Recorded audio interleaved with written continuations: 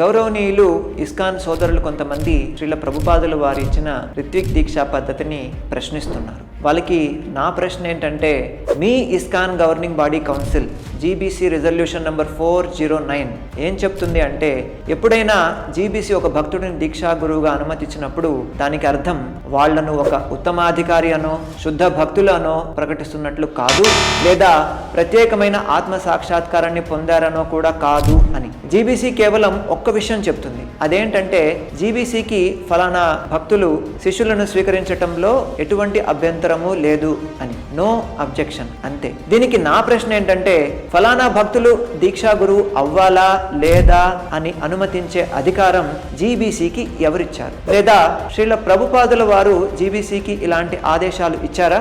ఏ శాస్త్రంలో, ఏ పరంపరలో ఉంది ఒక కార్యనిర్వహణ కమిటీ దీక్షా గురువుకు ఎన్ఓసి ఇచ్చి అనుమతించటం లేదా నిరాకరించడం? మన గౌడీయ పరంపరలో ఎక్కడైనా విన్నారా? ఎవరైనా ఆచార్యులు అవ్వాలి అంటే సంస్థ నుంచి మాకు ఎటువంటి అభ్యంతరము లేదు అని సర్టిఫికేట్ తీసుకోవాల్సిన అవసరం ఉందని. దీనికి అర్థం ఏంటంటే, ఇప్పుడున్న గురువులను ఎవరూ నియమించట్లేదు, ఎవరు ఆదేశాలు కూడా ఇవ్వట్లేదు. కేవలం జీబీసీ నుంచి మాకు ఎటువంటి అభ్యంతరము లేదు అని ఒక ఎన్ఓసి కాగితం తీసుకొని ఎంచక్క గురువులైపోతున్నారు. ఇవన్నీ మీ జీబీసీ చెప్పినవే.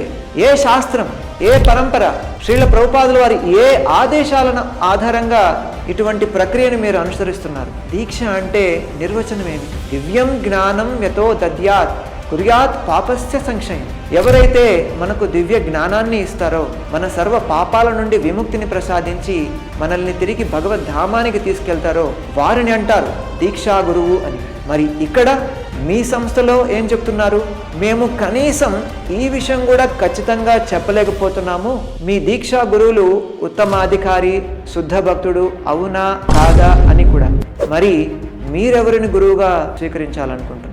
ఉత్తమాధికారి శుద్ధ భక్తులైన శ్రీల ప్రభుపాదుల వారినా లేదా ఇంకెవరినైనా? The Acharya does not have to be a pure devotee. Who is that rascal?